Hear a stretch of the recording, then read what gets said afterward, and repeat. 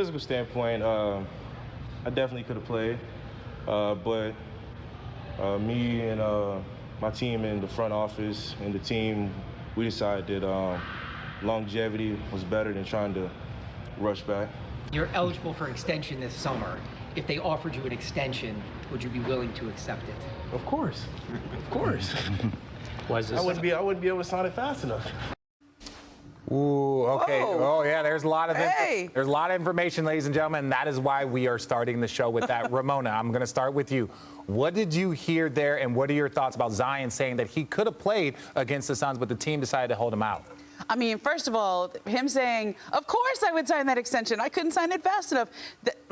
Did everyone in New Orleans just take a deep breath and go, oh, so all that stuff that we speculate that he said, I can't sign it fast enough. He's eligible for a 5-year, $181 million extension this summer. Okay? He hasn't played in that many games, and so you have to wonder, would the Pelicans try to put some injury protections on that, similar to how the Sixers did with Joel Embiid when he was eligible for that same type of extension? It also, that salary could go up if he were to make an All-NBA team next year. So it could go up by $36 million, just like with Jason Tatum, Trae Young, et cetera. But the fact that he was so confident in saying, I would sign it as soon as it's offered, that's got to be a huge relief for everyone in New Orleans to hear that. I hear you, Momo. I think I'm still in the camp of I'll believe it when I know that the ink is dry and it's done, because we just don't know what else might be out there in terms of curious organizations. But I actually was more, I don't know if I want to use impressed, but I thought it was a more thoughtful decision to hold him out of this series. We had plenty of talk whether or not the dunk was actually an indicator of his health. But the Pelicans played fantastic in this series without Zion, and I think that decision was really smart. It speaks to the confidence that they have in the guys that were on the floor as well, because there's no way that if he played in this series, that would not have become the #1 headline in terms of what we were seeing from the New Orleans Pelicans, when instead we had a chance to see a team that I think is going to be formidable in the West when you consider the way Brandon Ingram played, what Herb Jones brings you defensively, and of course the addition of C.J. McCollum. Yeah, to me, the story of the Pelicans playoff series was Brandon Ingram proving he belongs, he's a problem. He can be the #1 option or co-#1 option on a legit tough playoff team. He was decisive and confident. That was great to see. Not on Herb is here to stay. Jose Alvarado is going to be a pain in the butt for a long time. Trey Murphy is ready. Zion's got a team he can look at and say, hey, I can be the centerpiece of what should be a good team. As for the extension, look, Zion's played 1 season in 3 years. Of course he's going to take the money if they offer it to him. That's a no-brainer. If he doesn't want to be in New Orleans in 2 or 3 years, you can deal with that then. You take the money now, you enjoy this team now, and Ramona's right. I think, to me, the more interesting question is, what kind of extension do they offer him? Do they try to do it like the Sixers did with Embiid and have some protections in there? But sure, that's a sigh of relief. But more importantly than that, the Pelicans proved a lot in the playoffs. They proved a lot to the Suns. It was an encouraging last couple of months for New Orleans basketball. Yeah, no, I think they did exactly what they were supposed to do. One, you want to hold them out. You don't keep a Ferrari in the garage for an entire year and then go put it in a race. And that's what it was. Going against the Phoenix Suns, going against that, you don't want to put a player in that position because obviously he's not tuned up. We've seen injuries to Booker. We've seen injuries to Chris Middleton. And these are guys that were tuned up, ready to go during the season, and then just things happen. So I think that is smart for the long-term health. And then obviously you want to sign that. You want to sign that. You want to get that as quickly as possible. So anybody that's worried about his commitment to the team, now look, he's got to get on that court. And look, if he's not, after a year or two, if he's not doing what he's supposed to, I don't think New Orleans fans would even want him there. They would just want to move on, and they have plenty of talent there currently on their roster that should give them hope for the future. And speaking of future, let's take a look at what the Pelicans lineup could look like next season with Zion. You got Ingram, McCollum, Herbert Jones, Valanciunas. Look, this is a roster right here that, to me, look, you could probably put yourself in a position to make a run. If they're healthy, they play this type of intensity. Imagine if they were in the 5 matchup or the 4-5 matchup with Utah. I think this team could beat Utah in its present form. So I just think that there's a lot of talent on this team. Like, Zach, I want to know from you first, how good do you think this team could be with, let's not say a fully healthy Zion, but let's say 65 games? Offensively, they would be dynamite. There's no question about that. I mean, we're only a year removed from Zion almost making an all-NBA team and shooting like 1,000,000% at the rim, being totally unstoppable. Defensively, I think that's the question. That's a defensively challenged lineup other than Herb Jones. And the other thing is, you know, we do get carried away sometimes with the optimism coming off a run like this. So top 4, top 5 next season in the West. You know, the West is no picnic. Denver's coming back fully loaded. The Clippers didn't make the playoffs. They might enter the season as favorites in the Western Conference next year. The Lakers, TBD, but they're not going to accept another 30-something win season. Top 4 in the West is really, really hard, and I might pump the brakes, or top 5, top 6, whatever. I might pump the brakes a little bit on those expectations until we see Zion on the floor on a consistent basis, and even then, that might be optimistic. That's just life in the West, man. So we're forgetting one huge asset that the Pelicans have. They have the Lakers pick this year, and it's a lottery pick with a 6% chance to be a number 1 pick. They won that before, right in that same spot where when they won the lottery. So that can be a great asset for them if they want to make a pick, if they want another good young player, or as we've seen, the Pelicans have been very aggressive in the trade market. That could be a very good trade chip for them if they want to go out and get a veteran to add to that core group. Look, Momo, really quickly.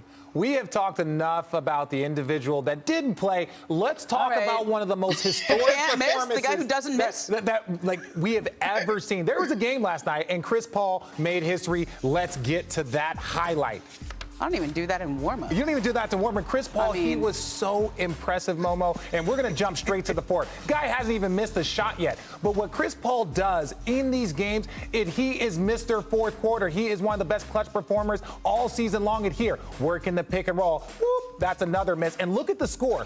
Every one of these shots were needed here. Down by 1 on the road. Chris Paul gets the lane. He's doing what he does. That little high giant killer, that little floater, unguardable, and he did miss. And then here, I think they might have forgot who Devin Booker was, because as hot as Chris Paul is, you can't leave the guy that's probably going to be first-team All-NBA. Devin Booker had himself a solid game. And look, I'm just going to say this right here. Devin Booker is that dude. He had 13 points, 5 rebounds, and 3 assists. Coming back, still nursing back that hamstring, probably on a minute restriction. But here, this is it.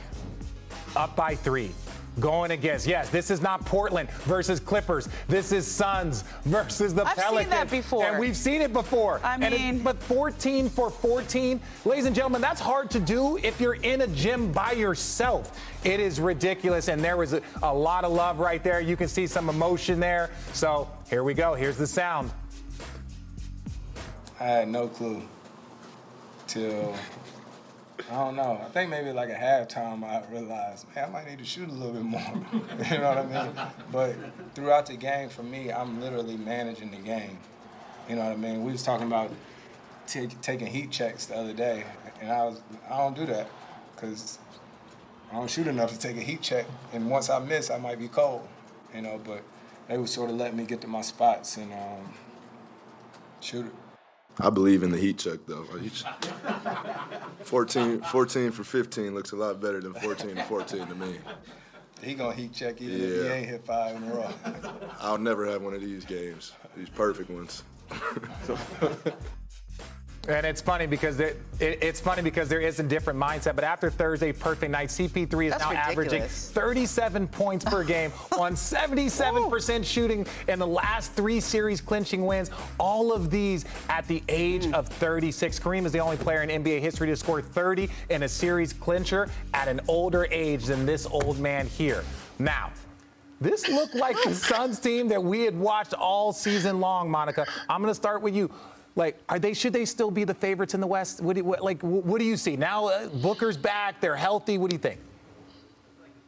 RJ, Momo, Zach, I still think that the Suns should be the favorite in the West. Listen, the Warriors are rolling. They look great. However, I don't think that the Suns' regular season is a fluke at all. Yes, Devin Booker is the absolute most important key in terms of what they will or be able to do as this postseason continues. But when you look at the way that they were able to grow in his absence, Mikal Bridges has a huge game. Cam Johnson comes up with big-time baskets. Chris Paul continues to weave his way in and out of defenses and find his spots. He makes it look so easy because of his maturity and his vision on the court, right? So I just think the Suns, it was easy to lose sight of the Suns in Devin Booker's absence. And quite honestly, I don't think any of us thought that this series would be as tightly contested as it was. But I still think that the Suns are that team. Look, they should be that team. Devin Booker didn't look like Devin Booker last night. And granted, he's coming back off that hamstring injury. If they're healthy, let's just give it that always hedge that Chiney likes to, if they're healthy, okay, they should be the #1 team. But I don't know that they're healthy. I mean, we had questions coming in about Chris Paul's hands. He had it all taped up. Devin Booker's coming off a hamstring injury. He's had a history of hamstrings. So the Warriors, to me, go ahead of them in the pecking order just because that team just got healthy. 4 now. Leave it right there. 4 now. But the Warriors look great in that first round series. I just want to see Dev come back and really beat Devin Booker because that was like Devin Booker at about 50% yesterday. He went out and played, but he was off. He also needs to be very careful with that hamstring. That Ferrari was taking its time getting out of the garage. I got you.